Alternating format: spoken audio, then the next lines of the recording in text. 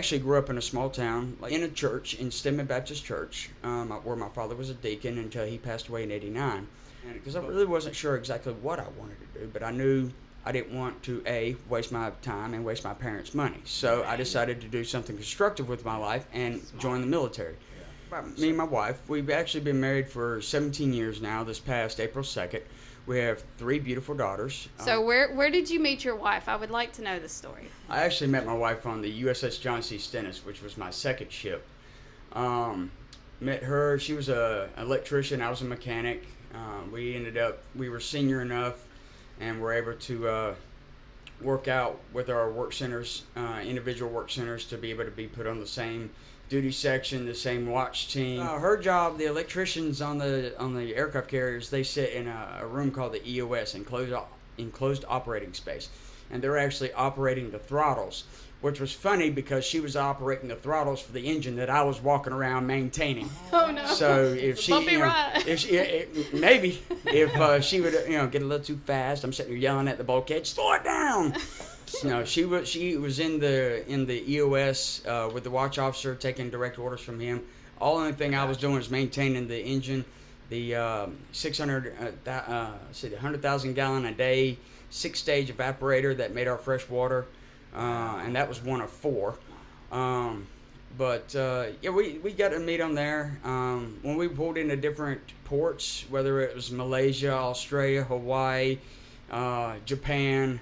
All these different ports that, a lot of people pay a lot of money to go to for like honeymoons and things like that. We got to go with the Navy, and because we were on the same duty section, we were each other's Liberty buddies, and we went out together. Check it out. And got to spend a lot of time. But I like that term, Liberty buddies. Liberty buddies. That's right, Liberty buddies. And after me and her got out, we went and worked for the commercial nuclear plant over in Richland, Washington, Columbia Generating Station. Okay.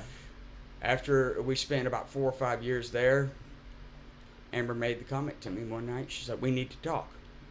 Now, you being married, you understand. Wife comes to you and says, "We need to talk." Oh, Lord. How much trouble am I in now? So, that's the first thing that runs through your mind. So, but that wasn't the case in this instance. It was more or less, both of us are working at the power plant. I feel that we need to have only one of us working and one of us here to help raise the girls. And she flat out said, "Someone else is raising our daughters." And I couldn't argue. The girls were at daycare for 10 hours a day. So she gave me a timeline to figure it out. And it wasn't a month later, I got an email from a headhunter from Grand Gulf Nuclear Station. They were looking for a mechanical planner. And everybody just kind of wind down for the evening. Yeah. But we're out there, and I put my book down, and I looked at Amber, and it was like something smacked me with a ton of bricks. And it was, I need to run for Congress. Wow. And she just looks at me, "Are you crazy?" Good chance of it. Have kind of a personal passion, it seems like, to getting some of this stuff done, because That's right. you know how it is, just within your own family and what you want. Just like what I want for my daughter, but I want it for everybody as well. Mm-hmm. It needs to change. And that's right. And that's one of the reasons I jumped into this whole race in the first place, because our girls are coming up in an education system that is starting to indoctrinate our children. They are pushing their beliefs, their principles, and their morals on our children. When they come home, I want to know what was told to them. I want to know what kind of conversations came about today, and not trying to. I try to do it a little, laid back way where they're not. You also want to have somebody in office that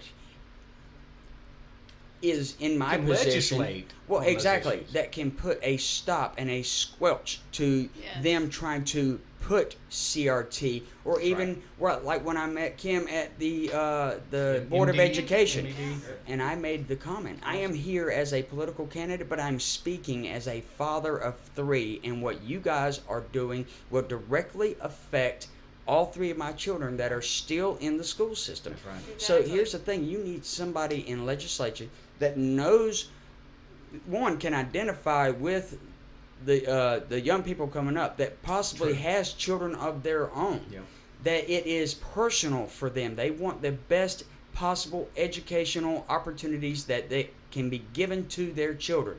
Right. At first, I started looking at what the education system of my daughters, Yeah. and then I started looking at, well, exactly why did we pick Clinton to for the city that we moved to when we moved down here? And Yeah. it was simple. What school system had the best school rating Yeah. closest to Grand Gulf Nuclear Station? Okay. And it was Clinton. Yeah. And they had an A rating. Port Gibson, failing. Vicksburg, at the time it was a C. I believe now they're a D or even an F. And then I started looking at all the school districts up and down the Delta. Failing. I'm like, now wait a minute. How in the heck are we doing this to our children? They are supposed to be the future leaders. And they're supposed to be the ones that take our place, and we're letting them fail. Yeah. Why? Right, exactly. But eventually, I would like to see the U.S. Department of Education completely dissolved. Get that Yes. carrot taken Yes. away There you go. from the states. Give the control of our children back to the states, back to the parents.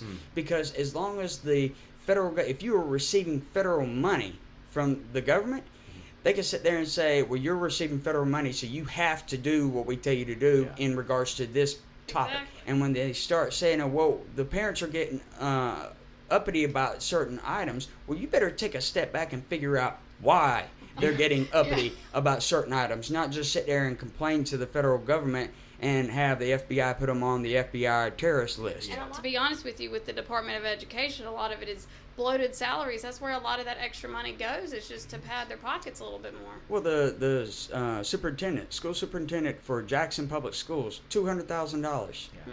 He makes as much as the president. Here's the other Here. thing that needs to happen: choice schools. Yeah. And the money that the schools get for each of the children, that money needs to follow the child, not just be paid at the Yes. beginning of the year. Okay, this school has 600 students, so you're getting this amount of money for X student. If that student leaves in the middle of the year, that money stays with that original school, Exactly. and they go to another school. Now that new school has to fund the resources required to educate that child with no additional money that they were given at the beginning of the year. So that would entail like a lot of our military that Yeah. get transferred in the middle of the year. That also allows for, if there's something in one school that you're having a hard time with, they're going to want to keep you because they want your child to be able to still have the funding stay with your Right. child. So I mean that makes a lot of sense in that area as well. I Mhm. mean it So makes giving the them parents want to. giving the parents the chance, if their school district is not up to par and they do not feel that their child is getting a good education, Yeah. to be able to pull them out. But like you just mentioned, it gives the school that is losing that child, why are we losing all these kids? It gives them a chance to really evaluate Yep. and redirect. You're Like right. if Clinton's It makes doing a good sense. job and Port Gibson's doing a bad job, send people from Port Gibson. What is it that you are doing? Or have a team put together that goes and evaluates Clinton, evaluates Madison, Yeah. evaluates all the schools that have an A or B at the lowest, Yeah. but at Yes. least an A.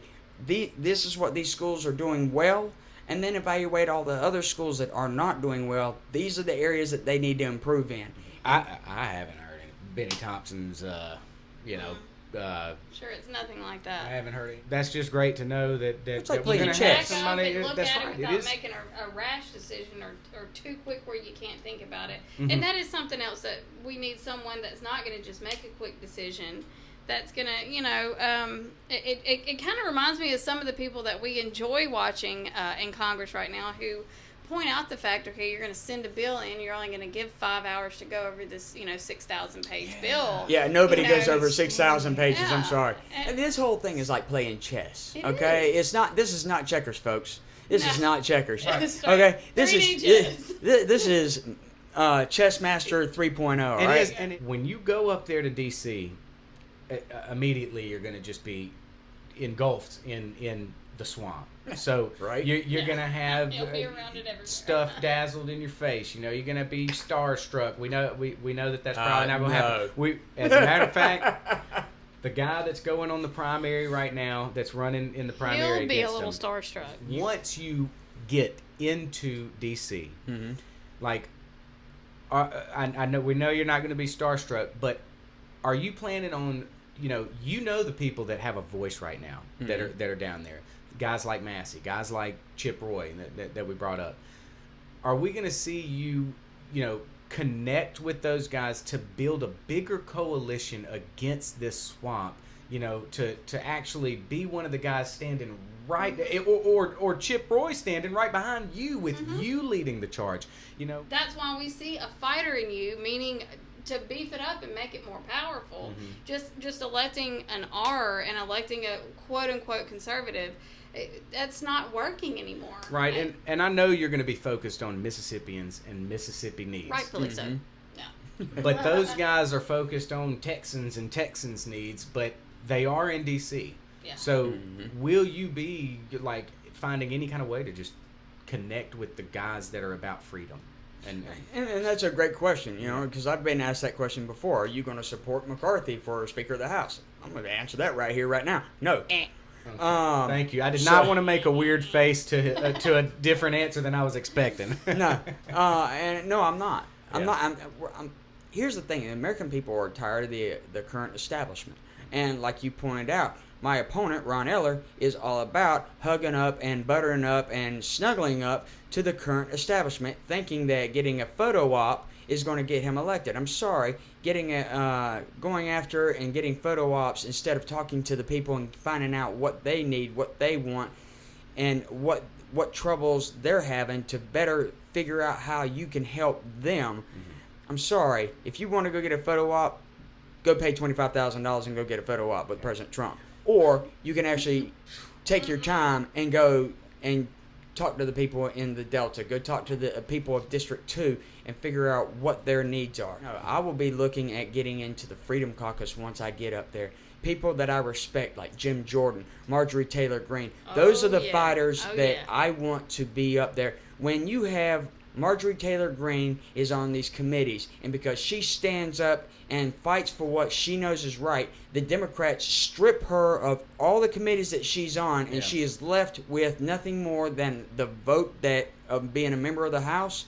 That says something to me. That's saying that she is not afraid to stand up, regardless of the consequences, and do what's right by the people. To me, that is the person that I want to stand beside, along with Jim Jordan and any of the rest of the people in the Freedom Caucus. The Freedom Caucus, that's where your fighters are. And that's the group that I want to be a part of. Because you don't want to get starstruck by people like MTG, Marjorie Taylor Greene, and exactly. stuff like that. I have respect for them, but I'm not going to be. I'm going to be working for the people of District 2. And I'm excited to make Mississippi kind of a strong leader in that aspect too. Also, in our district, we're pushing for Cassidy to have that fresh, new fighting spirit going there, representing Mississippi and their constituents, but also being a leader. I want Mississippi to be the leader in the U.S. Vote for the person, not for the party. Don't vote for me because I'm Republican. Yeah. Don't vote against me because I'm Republican. Don't vote for Democrat because you're a Democrat. Well, I'm just saying, do the research before you make a decision.